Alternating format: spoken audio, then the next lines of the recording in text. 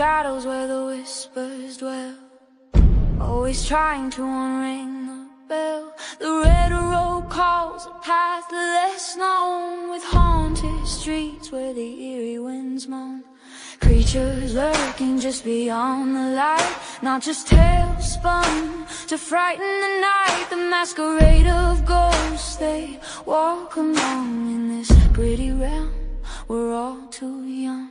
Take the red road, let the spirits unfold. Follow Rez Dr, let the mysteries be told. Through the dark we'll weave into the unknown. With each step we take closer to home.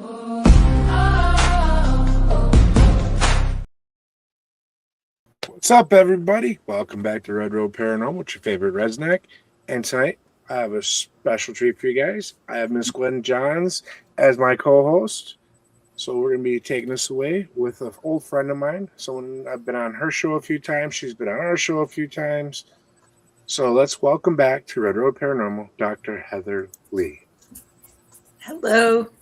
What's up? How you doing? Good. How are you? I'm hanging in there. Best I can do, you know? Oh, yeah. That's all we can do at our age. Okay. Exactly. So why don't you tell us a little bit about yourself for any of the viewers that have not seen you or have heard of you before? Okay. Well, I've been researching the paranormal. Geez, I calculated it the other day, going on 35 years. You ain't that old. Don't lie. I love you. You started as a 5-year-old, right? Exactly. Yeah, that's it. Yes. But I had experiences with my grandfather who kind of made me start wondering, why is he here? Because it wasn't the home that he had ever been to, because it was a new home that we bought after he passed. Mm-hmm. And that research, you know, back in the day, stacks of library books. Librarian thought I was crazy. And from there, as technology grew, I was always researching, reading, following, studying as much as I could, and just absolutely love this field. I personally want to try find the scientific answers, mm-hmm. even though I want to also know just generic answers, like why is this happening? So that's where my love for the science comes in. I'm a data girl. Absolutely love that. I've hosted several different podcasts, Passport to the Paranormal with Joe Frankie, Exploring the Paranormal on WLTK DB before they stopped. And then also currently I've been doing this 6 years now, Ghost Education 101. Yep. And we've been airing for, I can't believe that's been 6 years already too. Yeah, I was trying to think. I've been on there, I think, 3 times now. Mm-hmm. Yep. You know, 2 for cryptid panels and 1 for just me. Yep. It's always fun having you on. Yep. And I was on Exploring the Paranormal, which was a little rough that early in the morning back then. I'm a night owl. Unfortunately, I was a little late. I'm still sorry about that. Yeah, that's okay. I have some guests that didn't show up thinking that it was a PM show, not an AM show. Yeah. So, in my own defense, I run an engine time, so I still made it. He absolutely does. And I tell you, the more time I spent with him last year, the more time I was on the same time. It was so funny coming home. Yeah. Yep. I can tell you definitely time does work here differently in Texas too than it did in Florida. So yeah, I get the a little more laid back, are we? Nice. So I don't know a whole lot about your show. Tell me about your show a little bit. I want to know that. With Ghost Education 101, we started off, it was during COVID. Everybody was like trying to find answers, and I have a fly flying around me. Just one more thing I need tonight to go wrong. It's hiding from the storm inside. There you go. Exactly. Yeah. And we wanted to kind of have something where, you know, people could get the answers. And we're not saying that we have the right answers or the end all be all answers, but we're sharing our experiences. We started off, I think we had 12 people to begin. And we all took turns. We did panel discussions with just the 12 of us. We would have presentations that we would take turns sharing our thoughts of different topics. And over time, people started falling off. They either did their own things. Several people just left the paranormal field altogether. And up until recently, it was for about 3 years, it was just Philip and I doing it. But Philip recently dropped out, and I brought on a new co-host last October. Oh, okay. And Tiffany has been an absolute amazing addition to it. And we've now developed a format where we're rotating the best we can between we go weekly now, where it used to just be twice a month. We'll have just a panel discussion on a topic where we bring anywhere from 4 to 6 people in. we have a special guest where we just feature them. And then we do a presentation, whether it's something we've put together or like we've had Lloyd Arbach on there. We've had a psychiatrist on there talking about paranormal trauma. And we just do different things to try to help educate the people with a different way of looking at something. Right. I like that. It is and she knows why I'm asking. Yep, I know. I haven't responded to it yet, but yes. It's okay. We talking about a little something, so yeah. Behind the scenes, huh? Yeah, behind the scenes. That's right. That's right. That's where all the good stuff happens, right? Don't include the normal host in. That's okay. No. You know what? I honestly, between just finishing the show before and because I was talking about, I've been worried about him because he had a heart attack, and you know, that's stress for me to worry about. So yeah, and that's what I like about having a co-host on my show, because like last week I was in the hospital for high blood pressure, and I wasn't able to be on the show, but the show still went on because I had someone else to take over, and that's she's been a great addition to the show. Well, that's what I told him tonight. I was like, look, I know you don't feel good. I can come on and help. You know, it helps. You asked me first if I wanted to reschedule. I was like, hell no, the show's got to go on. Well, that's I'm stubborn. I'm old school. That would have been my answer. But but that was my legit question. Hey, are you good? If not, we can reschedule, or we can play something. We can work it out. But I was like, look, I'll do whatever. If you need me to come on, I'll come on and help. And I figured, it should be a good time. We get some shenanigans, the three of us. Oh yeah. We were just talking about something that I got introduced to last year when we were traveling, and I found out that it came from this lady here. Is a fidget spinner that lights up, and I was like, really? So yeah, and we tried it out, and we were telling Heather that it worked. Yeah, we got all kind of people. Louie's doing the hey, Louie. bra. We can see you soon. Yep. We'll be down there here in a few weeks. And actually, as of, I believe it was last night, night before, I'm officially vending at the Brawl. So I have a booth down there. So you guys can come down and check me out, catch a reading. So. And I will be there, and I will be doing lives. And why is it so bright? Whoa. I was going to say, did we lose her? The lights went out. She's going in incognito. Well, I don't know why they went out. That is odd. Well, at least we always have shenanigans. So you guys go ahead about your business, and I'm going to see if I can't get this thing to come back on. There's no Cowboy Dak, right? And I didn't even touch anything. There we go. You heard what I said right before that, right? Right before that light came on? Yep. Yep. So there's that. Okay. Yeah. See, spending time with her on the road over the last summer, I got kind of close to one of her guides, so he likes to play little jokes here and there. He might have done it for your attention too. Probably, because he hasn't been up there that often. I blame myself. Seems like bad shit happens. No, Louie, it's not you, buddy. It's not you. We were talking about health and that kind of stuff and things happening. I got one wing now, so I'm kind of. But yeah, at the Brawl, as I was saying. Rez will be there. Come and see. Heather, are you coming? Nope. No? Okay. Well, she's coming from Texas if she did. But I'm coming from One of these days I'll be there. Yeah. And I am going to I got places for you to investigate up here. Just got to come see me. Yes, he does. But yeah, we're going to be there. We're going to support Louie, and we're going to be putting out more commercials in the next couple of weeks for him. Matter of fact. So. Perfect. Awesome. Oh, yeah. So back to this fidget spinner conversation. When you first mentioned to me, I'm like, well, you got to turn them on. My thought was, would the spirit be able to put enough energy into it to actually light it up on its own? And then also enough energy to spin it. Well, Gwen was lucky enough to get one to kind of spin a little bit while we were in Detroit over at Eloise. And then me at Briarhead Manor had one in my hand I was playing with, like I was telling you backstage. And there was a little Tesla coil out. And that Tesla coil hit it, and it lit up without even activating it or anything else. So by that happening, tells me a strong enough spirit or a strong enough energy should be able to light them up on their own. Yep. I would love to see it. I think that'd be pretty amazing. Yeah. Because it's so easy to get a cat ball to go off because of the vibrations in it. Okay. But for this, they literally have to put their energy into it. Yeah. And that's what I like about them. A light breeze can't move them. They're heavy enough to where it actually needs force behind it. Yeah. Yep. But it's pretty, once you get it started, if a spirit can get it to move, they can keep it. Now, the one that did move for me, if Rez remembers, it moved, but it kept moving slowly for a little bit longer than you would have thought. So that was, it's on film somewhere. It's on there. Yeah, it's in our footage. We haven't gone. Yeah, time. It's a lot. It's a lot. It's months. Yeah. It's more fun when you can get them to spin it and then get them to stop it. Oh, that would because they're messing with it if it starts spinning, because they don't just stop slow like instantly. They take their time. Right. And so that's the fun part.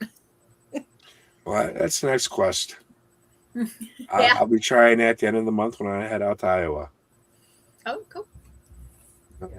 So now you have what? You said 7 books now, right? Yep. All right. What are they all about? What are they? The first 2 I did when I was out in Vegas. The first one is Haunted Southern Nevada Ghost Towns, and that is actually based off of my notes that I did when we filmed the documentary Real Haunts Ghost Towns. Mm-hmm. And then from there, they asked me to write one on Vegas legends. So I did on the different legends in the basically the Vegas Valley area. And then, of course, we packed up. We moved to Florida. Then I have Haunted Florida Lighthouses, Haunted Florida Roadside Attractions, Ghosts and Legends of Florida Pirates, and there's one more. Oh, my goodness. And there's Thunder. All right. Perfect timing. Yep. But so there's 4 for Florida. And then, Haunted Florida Ghost Towns, going with that ghost. I don't know why. That's like one of my favorite ones. And then now that I've self-published a book on 13 things ghost hunting taught me about network marketing. So if anyone has a business or wants to market or anything like that, it's a fun little take on different things that it's kind of taught me, both fields together. And then right now I'm working on Haunted Texas Ghost Towns. So how do I get a signed copy of the marketing one? You just got to let me know and I'll order one and send you one. All right. Hey, Cash App? I do. I didn't until last week, but I had to for work because someone wanted me to pick them up lunch and I needed to get the money from them. That's a good idea. Can everybody get those on like Amazon, or do they have to? I self-published that one on Amazon as a test. Okay. Just to see how, because I've never self-published before. So it's kind of like let's see how this works. Right. Yeah. Okay, cool. But that one is developing into its whole. There might be about 6 other books tied to that coming out in the future once I finish the books that I have contracts for. Oh, cool. Nice. So that's gonna be a heck of a library you're gonna have there. Just working on it. Nice. Eventually, I'll have to get the whole set. Once I get a bookcase, I can actually put my books up. They're still in boxes from moving. Mm-hmm. Yeah, I have, I think, 2 by my bed. That's it. Right now. Yep. Yeah. We just got. I don't even think we were unpacked from moving because we moved in June or July from Florida to Texas, and now we bought a house and it's being built, and we're moving again later this year. So we just started packing. Oh wow! Yeah. You sound like my life. But we're buying the house this time, so we're stuck. We're not moving again for a long time. Oh, that can be really good, though. Yeah. It's yours. Putting down some roots for a little while. Exactly. So let's see here. What else we have that I wanted to talk about? The Shadow Person Project. Mm-hmm. Oh, yeah. So tell me a little bit about this, because that seems to be a hot topic nowadays a lot.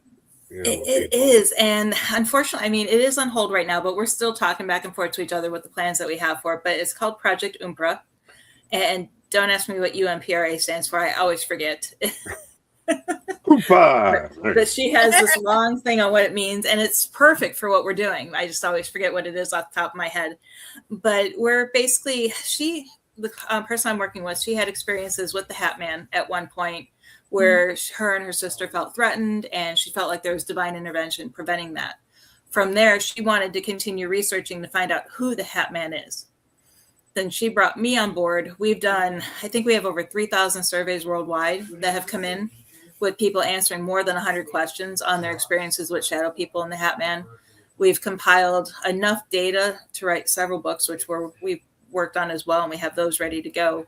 But we're trying to kind of figure out what they are, who they are, and who the Hat Man is.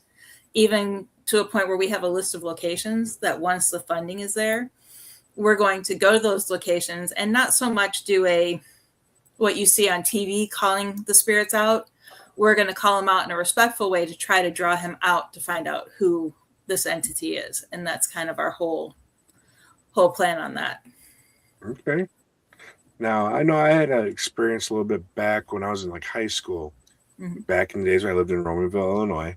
I used to do a lot of walking across town, and I always cut through the cemetery. Mm-hmm.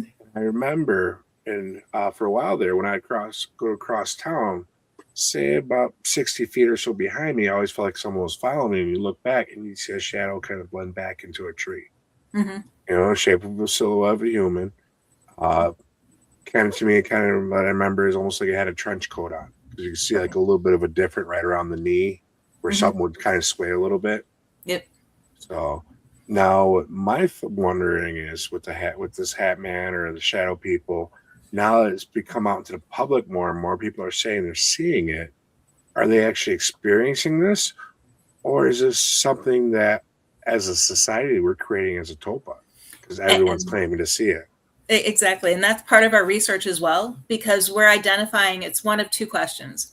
One, is he developing and forming because he wants to be welcomed by the people he's presenting himself to, or is he being formed by the people in that society? Because we're noticing in, like, for example, in Western United States, the hat man's not wearing the typical hat that he wears. He's wearing a cowboy hat. In Southern United States and Mexico, he's wearing a sombrero. Northeastern, he's wearing like a captain's hat from 18th century. Overseas, you know, we've even had people respond from us in China on our report, and they're saying that he wears the hats that they wear in the rice fields. So we're seeing that he changes his form wherever he appears based on that culture. So is he doing it to like be recognized by the culture, or is it the people in the culture, basically, you know, like you said, an egregore or TOPA? Right. Yeah. How about South Carolina? Do you have any evidence about what kind of hats they have? No, they wear goat heads down there. No. Well, I'll tell you, I know somebody, I know a couple people that experienced it back in the, I want to say before the 70s, so maybe 50s, 60s, maybe early 70s. And it was a specific kind of hat that they said, and it matched, and they had not talked to each other about it. As a matter of fact, I don't think they even knew each other were telling us about it, but it was one of those, you know, kind of, well, I'm going to tell you what happened to me one time. And I was like, And I remember it was a, I can't remember what the name of the hat is, but it's got a bigger, it's all the way around, but it's kind of bigger, wider. Bigger brim. Yeah. Yeah, but I can't remember the name for it, but yeah, I can't remember what it is. I'll have to pull up my notes and look at it, because I mean, our questionnaire includes what type of hat was he wearing, and can you describe it? What type of jacket was he wearing? Because some have had him in a shorter coat, some have had him in a longer coat. Some have even had, like over in China, like the old, you know, Chinese military type jackets that they used to wear. Yeah. We ask questions as, you know, what color were his eyes? Because we're noticing in some cultures it's red, some it's yellow, some it's blue, and it's consistent. So it's not just like random. Someone just, you know, it's based on area. It's getting very consistent. Okay. I'm about to read that. This will be good. I don't remember any eyes or anything like that. You know, again, you're talking back 30 years ago. So yeah. Oh yes, I'm going to be on Greg's show next month. Nice. Hopefully I don't have the storm I have tonight. Love you, Greg. Yeah, we love you, Greg. I get to see Greg, and so does he gets to see all of us. And at Broadhead again. That'll be cool. Yep. That will be a good time. Yeah. So let's see now. Also, why don't you tell us a little about your shows? Which one? Well, she described one for me. So. Yeah. Well, we'll start off with the current one, Ghost Education. Yeah, Ghost Education 101 is the one that we talked about a little bit earlier.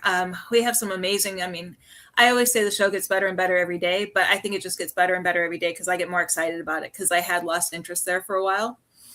But I mean, upcoming shows that we have includes, we've already done the psychic panel. We did the cryptid panel last week. I'm so bummed I missed that one.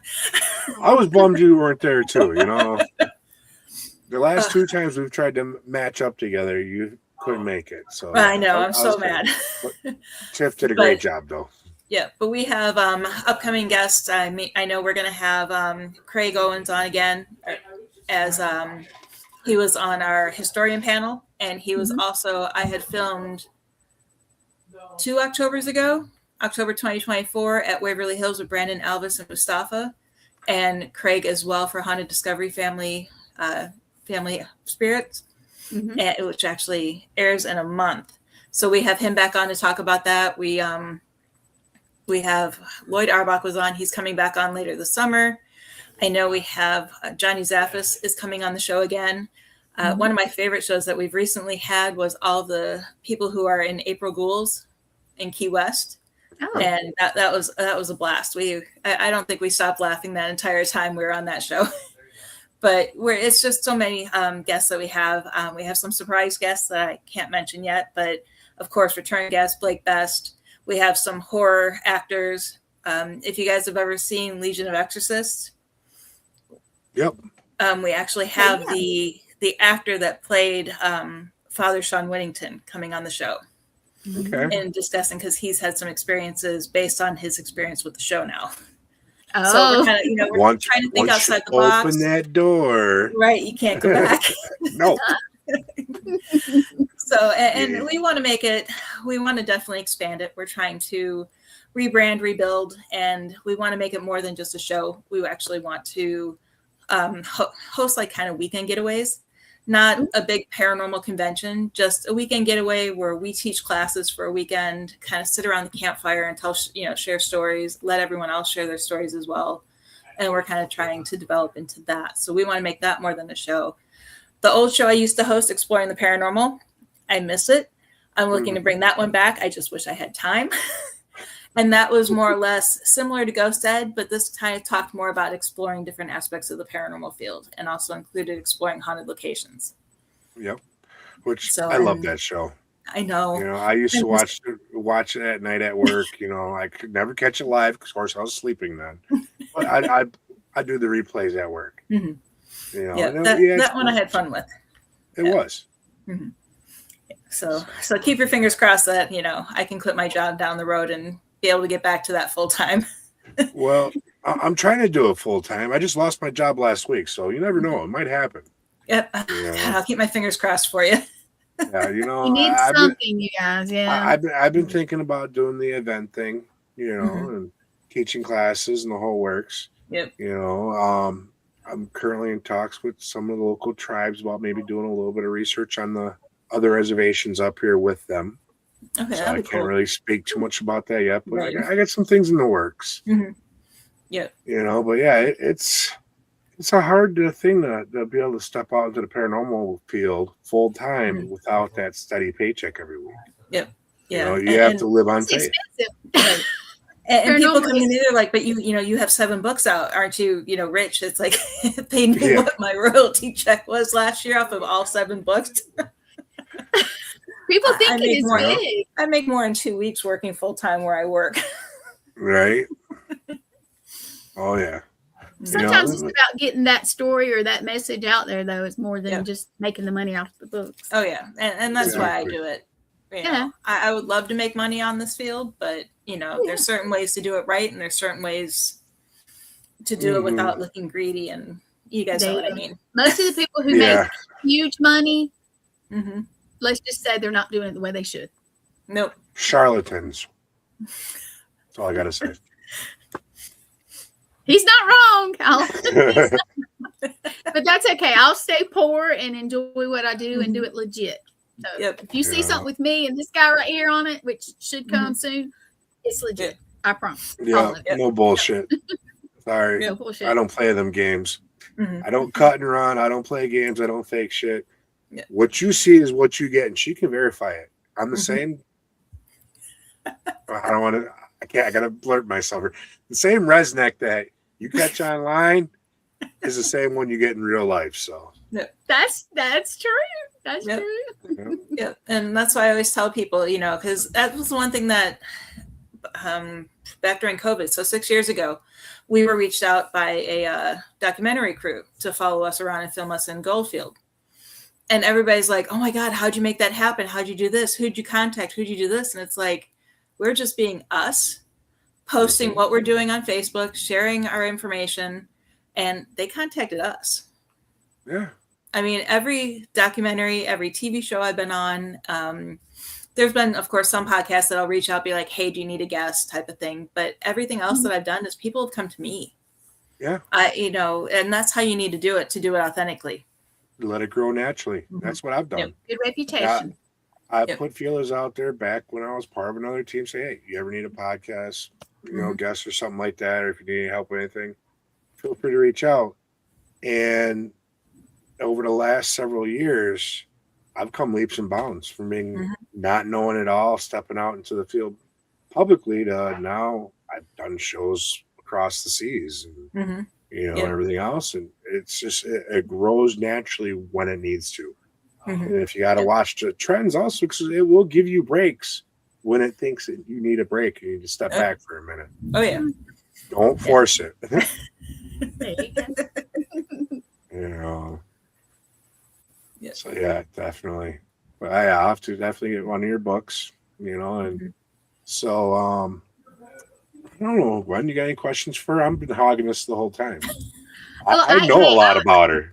That's right, you too. Well, I have to ask how the fidget spinner still. I did not realize until Rez said it earlier that came from you. When did you just accidentally come up with that, or did you think about it and say, "Oh, how did that?" No, we were one of the places that I used to volunteer at.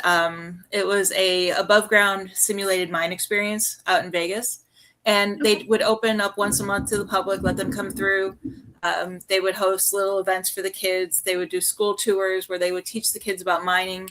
And I volunteered there one day during their event, and I discovered that place is haunted beyond belief. We've had so many experiences there. They have a train car from Area 51.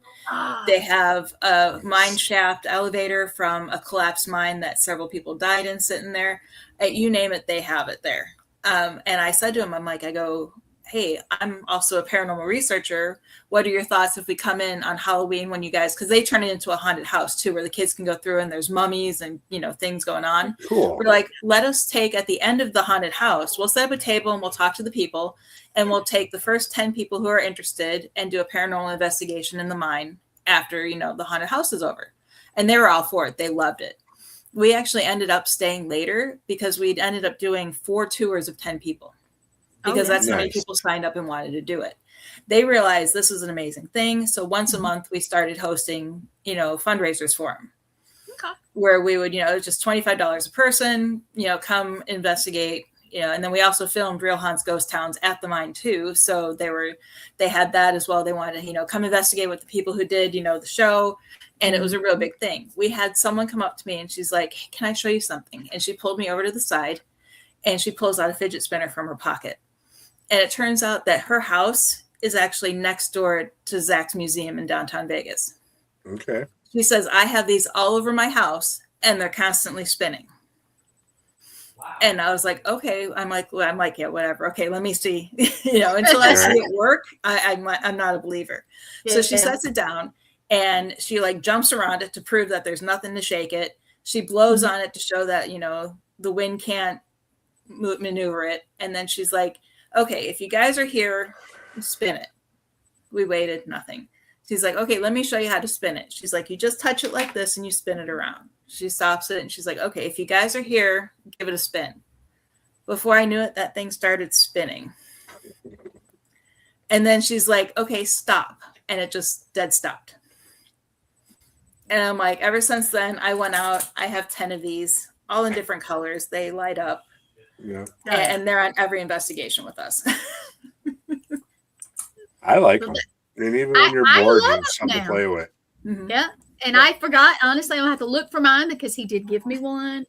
But I'm going to have to look for it. But I am going to order some and start taking them wherever I go because I'm burnt out on the cat balls, even though it's cool to see the lights. But I am something new. So I love it. Got to change it up. Yeah, you do. You got to change it up. Yeah. We did stuff a little different when we were together investigating, so and that made it kind of cool. So yeah, and that's one of those. I was always afraid to tell people that we were using them But once they put them on the TV show that we were on using them, it was like, okay, I can't keep this quiet anymore because I want to use something different that the spirits aren't, they see these teams come in and they're like, oh God, another cat ball. Right. That's what they're thinking. Another blinky thing. What the hell? Guys? Oh my goodness. Yeah. So I wanted to make sure I had something unique, but it didn't catch on like I was fearing it would. So it's great. I've experienced times where you have spirits in the room with all the equipment out, and they're going, "I ain't playing with that shit. This is stupid human tricks. Yeah. What the hell?" So a lot of times, I'll because I know that's the way I speak. We'll be on investigation. Someone's trying too hard, and I'll hear in the back, going, "Stupid human tricks." Really human. Yeah. I can almost picture someone just like walking away. Yeah. So have something different.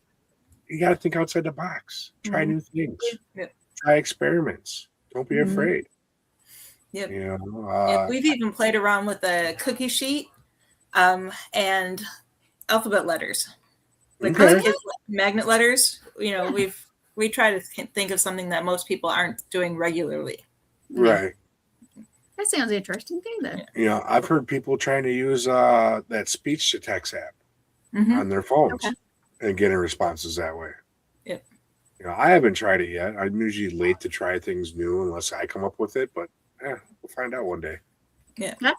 Well, they can manipulate our phones because when I was in Waverly Hills, the phone was just sitting there, and all of a sudden and no one was near it, and all of a sudden the phone unlocked itself and started taking photos of the ceiling because it was sitting on a table.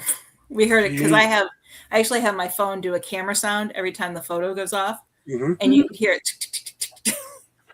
I want to say I've heard something similar like that at that location before. That's what they told me. Yep. And that tripped me out. Yep. I'd be giddy as a kid in a candy store seeing that happen. He would. Look.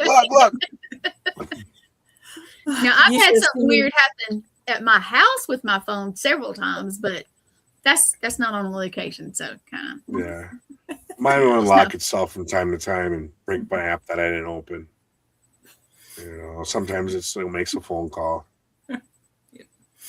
No, mine hasn't done that. That was the only time mine's ever acted up. That's interesting, though. That really is. Yeah. But. Yeah, honestly, I think I actually would react that way if that happened. On at a location, because I turn my phones off or I put them on airplane mode. I usually do not, because I don't want it to interfere with anything. And it was weird too because I had it on silent because we were filming. And it still made the noise. And it still made the sound. Nice. Yeah. They wanted your attention. They got it. Yeah. And as much as I love filming with them, I was so mad at them because I didn't even know where I was going until they picked me up at the hotel. And if I knew I was going to Waverly Hills, I'd have gone more prepared. I came with my phone. That's all I had with me. I thought I was just doing an interview, and next thing I know, and they're like, "Do you know where you're at?" And I was like, "Oh no, effing way!" Please kidnap me and take me somewhere like that. I won't fight. I promise. Just let me know I'm going somewhere cool. Don't gag and bag. You weren't prepared though, so it probably made it. I don't know. Better? I can't say I didn't bring anything else with because I knew on the show we were talking about my connection with my grandfather and my experiences that I've had, and I have a Raggedy Ann and Andy doll that was his. Okay. And I brought TSA freaked out when they saw them in my bag, but I brought them with me on the plane, and they were with me and my phone. But yeah, and it was so cute seeing Mustafa. He was walking around holding them like little babies around Waverly Hills. It was so cute. That's when it should turn and sound like, that's the real Annabelle, right? Freak them right out. I think TSA thought it was because the little girl opened up the bag. She's like, "Can someone help?" When she opened it. Yeah, they see a lot of things in bags, but I bet that's something they don't see a lot of. Exactly. Dolls are haunted dolls. We traveled halfway across the country with a haunted doll in the truck, just its head on the dash. Yeah. She likes her head being on those. She's happy here, actually. Yeah. But she doesn't like my bedroom. She likes to sit in the living room with everybody else. So. All the action. She doesn't like being alone. I know. So I let her sit there. She's got her own little. It's a little stool, but it's like, and she doesn't like to sit up. She likes to lay down. I don't know why. Every time I set her up, she lays down. So she stays laying down. She got a heavy head. Every time I go to fix her head, because she leaks out these little they're squishy. I think they're plastic, but maybe just a little silicone. I'm not sure. But every time I move her too much, the little stuff will come out. So I do need to seal it somehow. Yeah. I don't want to mess her up. Speaking of haunted objects, do you got anything, any haunted objects in your house? Just those 2 dolls. So, Yeah. And I don't really think they're haunted per se. I think it's more of a portal that my grandfather might use to come see me. Okay. Because I had no experiences in my house until my mom sent me the dolls. And basically the story is I had experiences when I was living with my parents because my mom had the dolls. And then no experiences when I moved out. And then my mom sent me the dolls and then the experiences started again. Mom got tired of the experiences happening. Said, well, it's your job now. Yep, exactly. She's like, you can take care of Grandpa. Yeah. Which that's cool, because that just shows that he's sitting there looking over you. Mm-hmm. Yep. You're the apple of his eye. Yep, exactly. That's sweet. That is, because you figure all the mirrors that he had, all that energy that got poured into him, was going to be resonating with that. And the love that he had for you, that same energy is going to have that same resonance of love. So it's going to be drawn to you. Right. Yeah. And I do feel because my mom sent me the dolls knowing because it was at the same time I was diagnosed with kidney disease and I was at stage 5. And that's when he came to me in a dream, told me it wasn't my time. I woke up, he was standing next to my bed. And then over the next 2 years, my kidney disease completely reversed itself with no medical intervention. Nice. Awesome. Yeah. Gotta love that. Mm-hmm. Yeah. Wow. So I have a question about locations. And it doesn't have to be one of the famous or anything like that. It could be your backyard. What is your favorite, I guess, location that you've been to? Like I said, it doesn't have to be a famous one now. Just special to you. It would have to be the McCaw School of Mines. That was that above ground mine that I would investigate at, the museum. Okay. Yeah. And then I would say it's in Florida. It's a little it's an old fishing village. It's called John's Pass in Madeira Beach. Okay. And I feel home there. It's like, oh my God, it's you pull in and you're home. Yeah. Is kind of the feeling that I got there. That's and awesome. Absolutely love that area. I know the feeling. And that's just because they're welcoming you in. They feel your energy and they know what you're about. And they're like, hey, you're more than welcome to be here. Let's play. You know? Yep. And I feel that way about Gettysburg too, but it's been so long since I've been there that they're probably mad at me. I've yet to make it. I'm dying to. One of these years, I keep telling myself, every year I tell myself, next year I'll go to the bash. Next year I'll go to the bash. Next year hasn't come yet. Yep. Your time will come. Yep. We would take our family vacations there in the summer, and I'd hang out with Mark Nesbitt for a couple days, bugging him. Nice.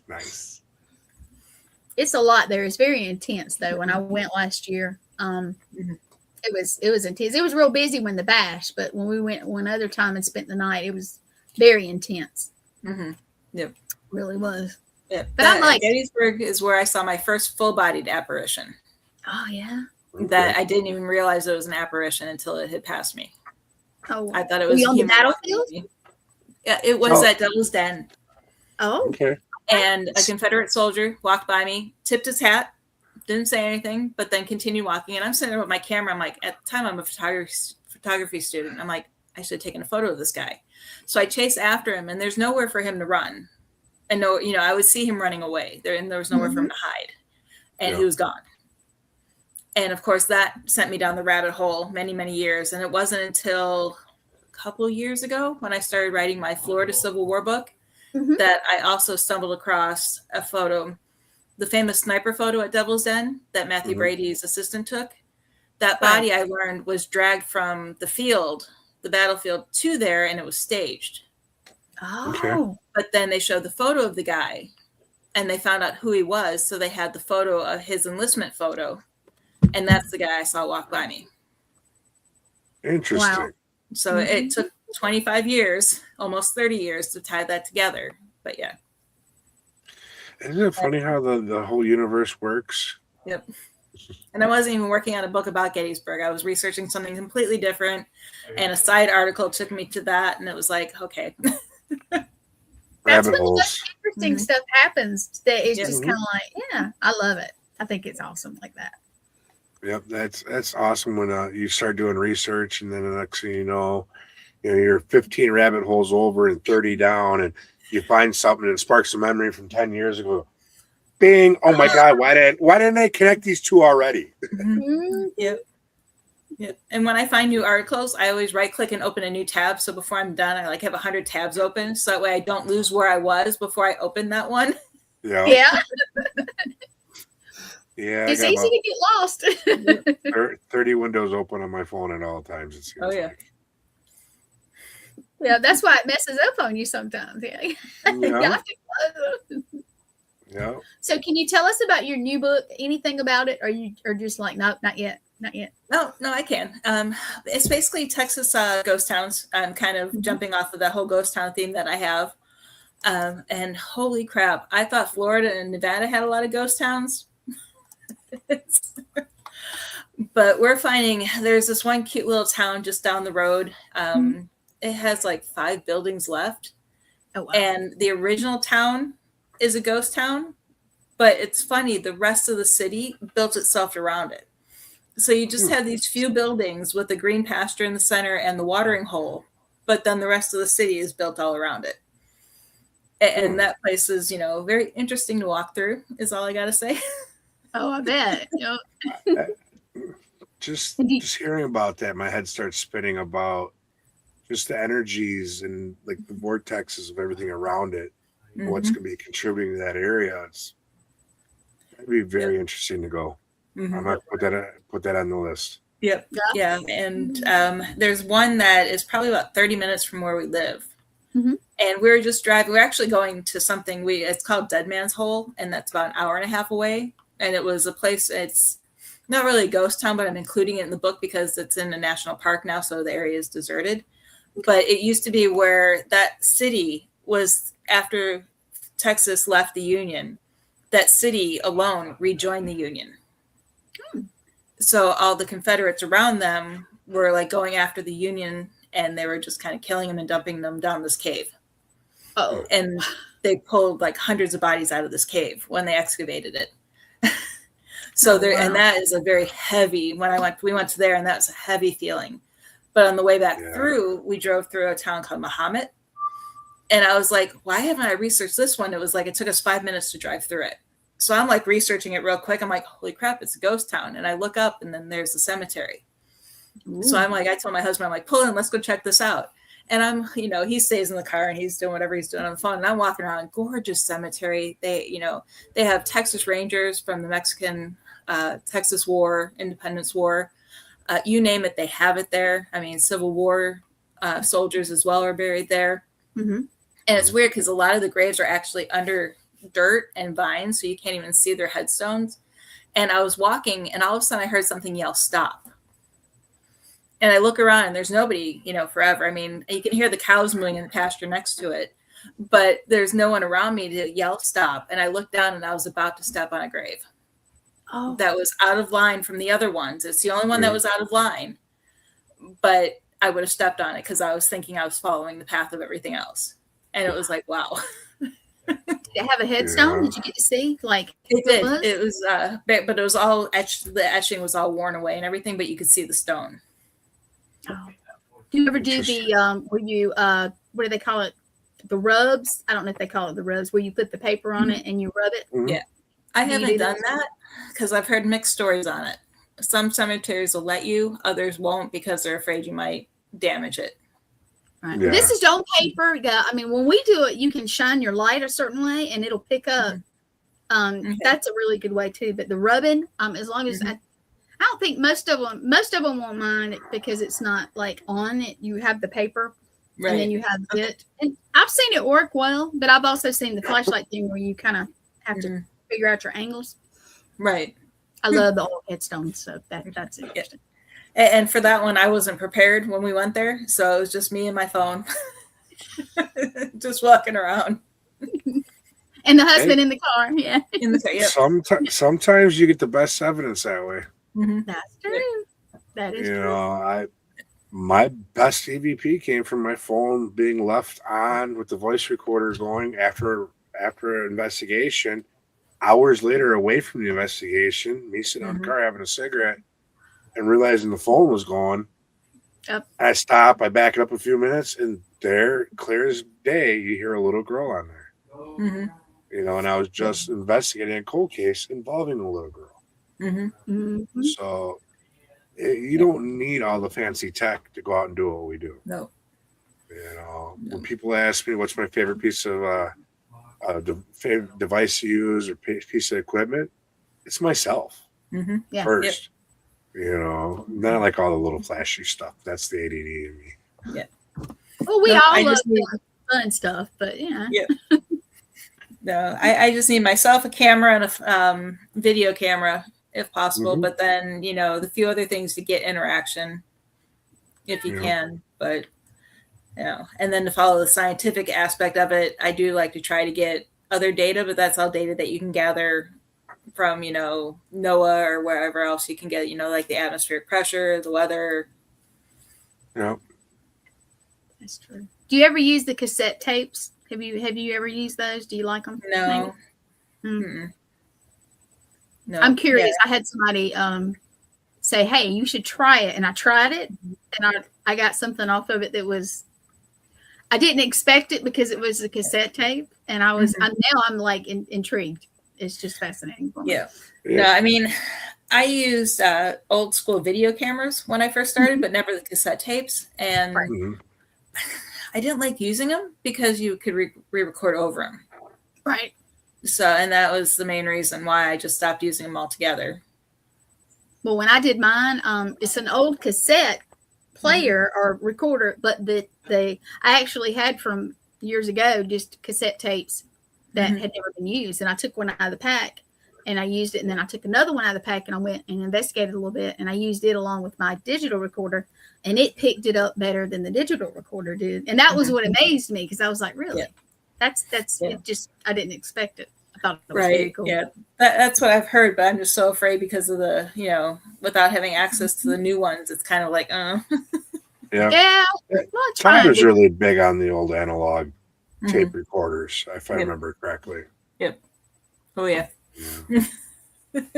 So I haven't done that with one yet, but I can see why it wouldn't work, and I think it'd be just as good as any other digital one that we could have.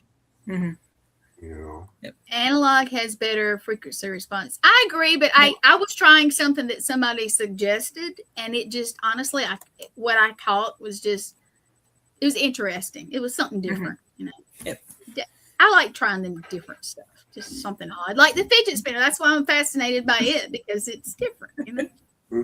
I just am. Now I have the dead bell. I like it. I don't have one yet, but I like it. So, I gotta say, I like the dead bell, and I like the candle, the EMF candle. I did like it a little bit, but I think I would get tired of it. I get tired of some of the stuff. For me, it's just a newer version of the old flashlights. But now, I love my flashlight because it was the one. I was a paramedic and had it with me on every call my entire career, and people can say what they want to, but that flashlight will get it'll get interaction when none of the other ones in the room or any other equipment will. So that's why I like that. We traveled and he got to experience that a little bit too. It does. So let's see. Oh, let me readjust. Well, we're coming up to the end of the hour here. Before I let you go and before you have to do your our shameless plugs, as we call it, if you could go anywhere in the world and investigate anywhere, anytime, money's not an option, security clearance is not an option, where would you go? I thought that was going to be a hard question. The Sydney Opera House. Okay. Oh, And what draws you there? I've always been drawn to Australia. I actually tried to get citizenship there after high school, but didn't qualify. So I've always wanted to go there. And just the Opera House, I've heard so many stories. And even though there's not a lot of stories of it being haunted, you know it is. And I think it's one of those situations where they're just not telling us the truth. exactly. Yeah. Yep. There's a lot of people that just turn a blind eye to what we chase. Yep. Yeah. Oh, They yeah. do. Oh, and those are the ones that come up to you later and go, well, one time this happened. Yeah. And that's what I find writing the books. It's like even when I go to different locations and just because I usually will do all my research and then I'll go to the different locations, just grab some photos. And if I run into somebody, I'll talk to them. And they're like, don't mention me by name, but here's what we've experienced in this town. And it's like, Right. okay, I love those stories. that's why you see a lot in my books. You know, some people say, I'm getting that up here with a lot of the cryptid research I've been trying to do since I moved home to the reservation.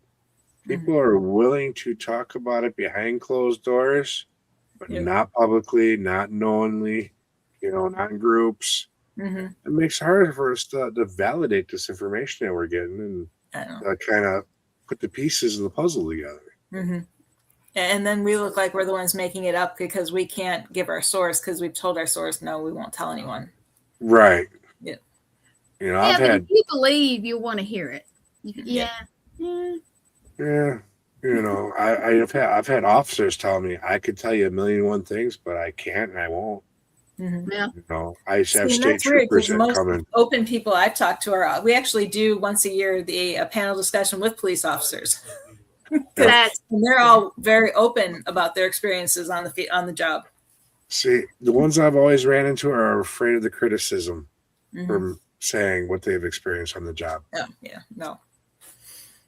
So, because I've tried that because with running a gas station for three years there in Seymour, I had them in and out of my store all the time. Everything from local to county to state, because I was giving them all free coffee and donuts when I had them. So they'd come in and we get to talking, be like, "Well, you ever experienced anything?" Can't talk about it, and they kind of shuffle on off. And after the ones you get to know for a while, they're like, "Yeah, I wish I could, but it's not worth my career." I'm like, all right. I wish this whole world would just be open about what we experience. I think that if we did get some more old people to be open, we'd be able to progress what we're doing a lot quicker and a lot easier. That's true. Yep. Yeah. And the other thing too is because we had one location in Vegas that we would use as our team location where we would go and research. We would practice investigating, practice different techniques, and have our team meetings there. But we had to sign, confidentiality agreements saying we would not announce to the public where we were at. We couldn't take photos and we couldn't do video. Okay. And it was because they gave tours and they didn't want the public to know that they were haunted because they didn't want to lose revenue. And it was like, but if we could just... You can gain revenue. Right. I was about to say, a lot of times you can gain revenue. You'd probably gain more than you would lose. I get that. But it's like, I don't know. And to me, because they're all closed off like that, it just contributes to the fact that people are afraid. Where if you would just be open about it and let people come in during the day and see that there's nothing to be afraid of. Yeah. Yeah. We got to work on some of the minds out there. Yeah. So, Rez, where is your place you want to go? Everyone that watches the show where my place is. Alcatraz. I want to do 30 days, lockdown on the rock, take 3 or 4 people with me, and that is it. And see what happens. And like I've said 1,001 times, it's because I was a bad boy when I was younger, so therefore I have a little bit of a record. So it makes me one of them. I have a feeling that they would communicate with me. And then also for the A movement that took over the rock back, I believe it was 70s, I think it was. All the natives that were there left energy behind. So I'm wondering if someone might have went back afterwards. Oh, so I want to know whether or not if there's still some there from from that aspect, and then the prison aspect, and then see what possibly was already there before it became a prison. Are you going to try to Yeah. escape to see if you can get out? I'd love to. That I would would love to. I mean, that's a cherry on top. that would be so cool. That absolutely would. Yeah, I know. I've heard doggy your paddling. story.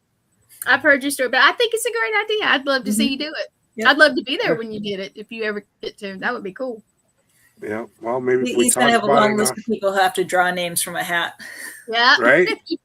We'll just get a big bingo barrel, which I can probably get one from the casino down the road. Everyone's name in there, stir it up, and start pulling them off. Yeah. B4. Who has got B4? Yeah. Right. So, That all would right, shameless plug. Tell us about how we can get a hold of you. Everything you got out there available to the public, and any events or anything else you got coming up. Okay. Well, you Run can the whole find me gambit. on Facebook at Dr. Heather Leigh and Ghost Education 101, as well as Exploring the Paranormal and Exploration Paranormal, which is our team. On YouTube, it's Heather Leigh PhD or Ghost Education 101. Those are pretty much the two platforms that I hang out around most, so that's usually the best way to get a hold of me. We do have our website. It's explorationparanormal.com. Little outdated, but all of the good information is still there. I think links to my books on Amazon can be reached. But like we had talked about earlier, I have the Haunted America series through, why am I drawing a blank? Yeah. Haunted America series. And then We won't tell them. this is how my mind goes. It's like 101 browsers open, and I can only get information from the one that chooses to be open. But yeah, History moments. Press. There we go.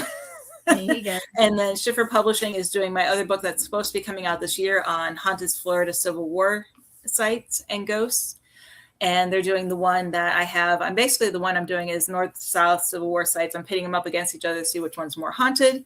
And yeah, that's about it for right now. Lots of things in the works. So just really, everything from a fiction book to a documentary to a TV series are all kind of bubbling in the background. And hopefully those come through soon. Nice. And So when are your podcast? When's your podcast on? Yeah. Sorry. Wednesday nights from 9 to 11 Eastern. Okay. Yep. Yep. And then if anyone wanted to catch on any of the video footage of the shows you've already done, how they go about finding that? Well, I've been on Ghost Adventures Lake of Death, the one that they did on the lake out in Vegas. So that one is, I believe, on not History Channel, Travel Channel. You can also catch Real Haunts, Ghost Towns, Real Haunts 3, and Real Haunts 4. Those are on Tubi, Amazon, and a couple other locations. I believe it's also on Prime now as well.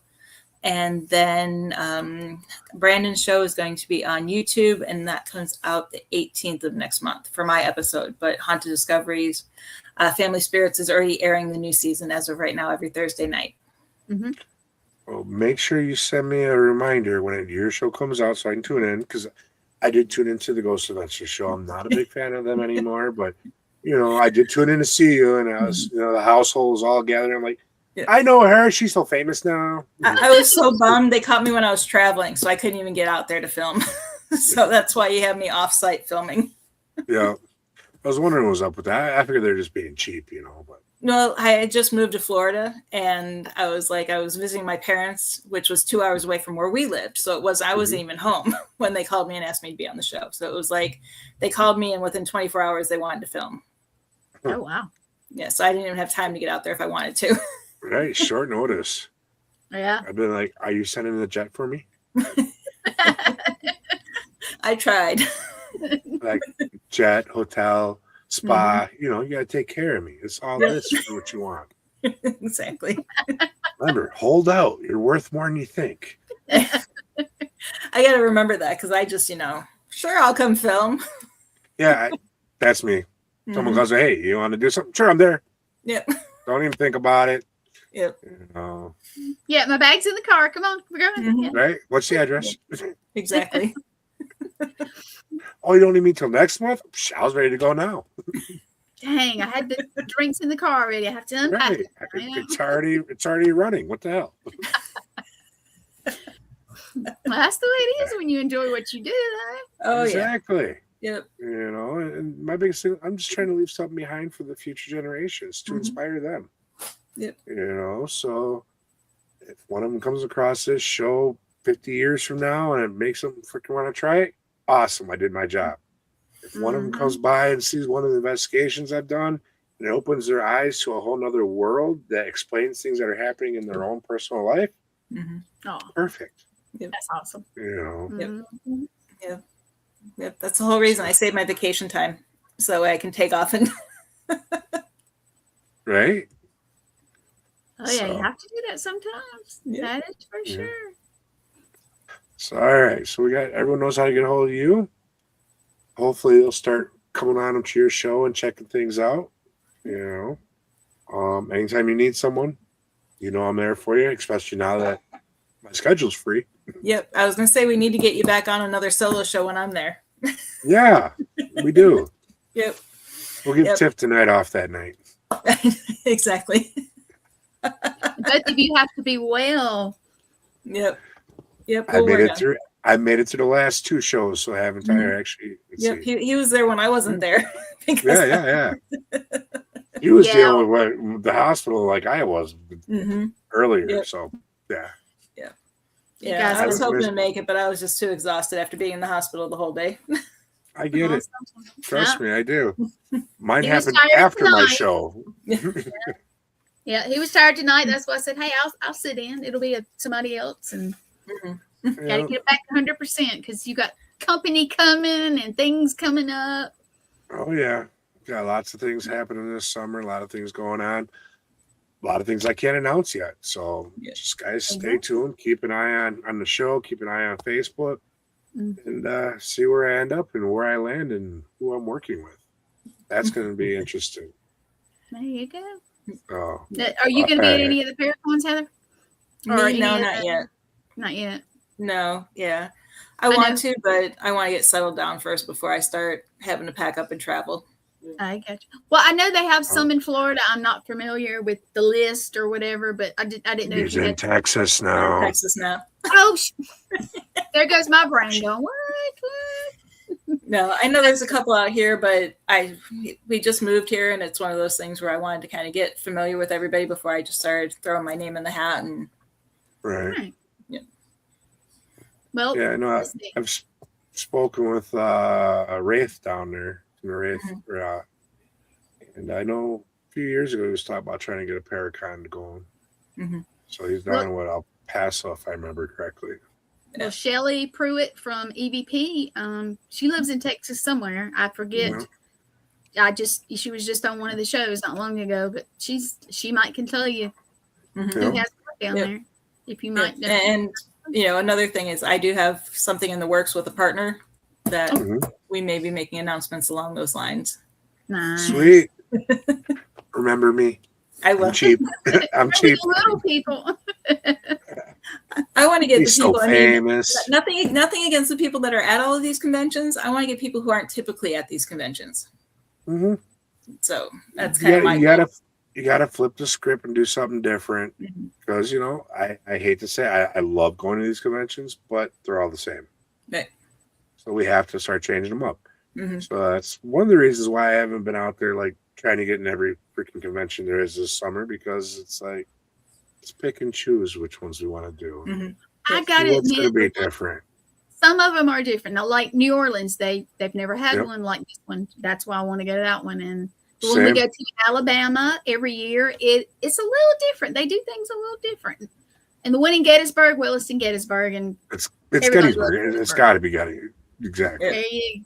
Yeah, exactly. And those are three of the huge ones. And I'm going to some different stuff, maybe a little smaller, but still good ones. They have a little different stuff. So that's why I like them too. But Alabama's not too far, Heather. We do have one. Just saying. No, we would love to see you. You guys may be surprised. You might see me more often down the road. There you Looking forward to it. You just walk up to me and go, "I'm Heather," and I'll be like, "I'm Gwen," because a lot of people, "Oh, that's you." Yeah. I don't even think we need to introduce ourselves. I think we'll know. Yeah. Right. I joke that I had somebody do that. They're like, "I never thought I'd see you in person." It's like every time we try, and then it's funny. Yeah. It's funny. Yeah. Well, and that's the funny joke that Tiffany and I always make. And even Philip, when he was on the show, we've never met in person. Mm-hmm. Mm-hmm. But yet we host the show like we're best friends. Yep. Yeah. In the world that we live in nowadays, our technology allows that. It's great. Exactly.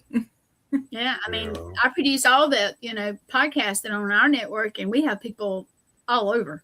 Mm-hmm. I mean, absolutely. We have one guy who he's in the UK. I can't remember exactly how far from London he is, but Christina's friend Glenn, Yeah. or Glenn he'll Bottis. host. Glenn Bottis, and he'll co-host, and it's interesting. We have people from all over. We have Japan and Australia and all kinds of different ones. Things that and people that I didn't even know were from out of the country. That's the funny part. So we have people all over. It's fun. Cool. It's fun. I think I'm a million miles from Rez, but I got to go there last year, and then we traveled, and I'm going back to Wisconsin. So Yep, she made some more friends I don't up miss here Wisconsin. too. So. It's too cold. Yeah, I get sick of the weather. I loved it, and I made the joke. And I think I might have made it snow. When I came in November, I was like, you know what? I would love to see some real snow. And I get there, and it snows that night, and everybody's looking at me, and I'm like, well, it may or may not have been 18 inches of snow, and we're snowed in at Broadhead Manor. Yep. Yeah. We showed up, and there was like maybe an inch had come down, maybe 2 top baby. Go out the next morning, there's 18 right there, and I'm going, well, I'm the only one with 4-wheel drive, so I'll see you guys later. No. Yeah, I don't miss that northern weather at all. I don't want to be stuck in it, because when we had, now you live in the south-ish kind of now, when we have weather, it's crazy. Like this year we had a snowstorm, and we had a ice storm, and that was odd. And it was a mess because we don't know what to do with it here. We just don't. At least you guys know what to do with it up there. Yeah. We'll go out and play in it. Yeah. We laughed about that because we had the ice storm here as well. And it's like everything shut down. And it's like my husband's from New York. I'm from Northern Illinois. It's like, well, if we were back home, we'd be on our way to work right now. But it is different. Have you noticed the difference that like power lines are not prepared for it? And that it's really not. It's dangerous here when we get stuff like that, because our whole world is not made for that kind of weather. So. Yep. Yeah. So, well, we've hit the hour mark, guys. Yes, we have. So, yeah. Let's go ahead and close this thing out. We gotta let you get some sleep. You're a busy lady. No. I gotta get back to my resting. And Gwen, well, she's a night bat. She'll be up all night, up and down, all over the place. So, well, one week I'm actually having to take more downtime. I've missed, and I never missed a show, unless it's something or like I'm traveling or something and can't. But I have missed a couple of shows. But I did this one and that one tonight. So, and it was good to meet you, Heather. It was great. Good to meet you too. All right. Well, I tell you what, I'm gonna pop you in the back. Yeah, if you'll hold on just a minute in the back with us. Okay. Okay. All right. That was good. Right. Yeah. Well, thank you for coming on, Gwen. Of course. And I do want to tell everyone, like I always do, don't sit here and dream your life away. Get out there and live your dreams today. Life's too short. So get out there and enjoy it and live your best life. With that being said, good night, everyone.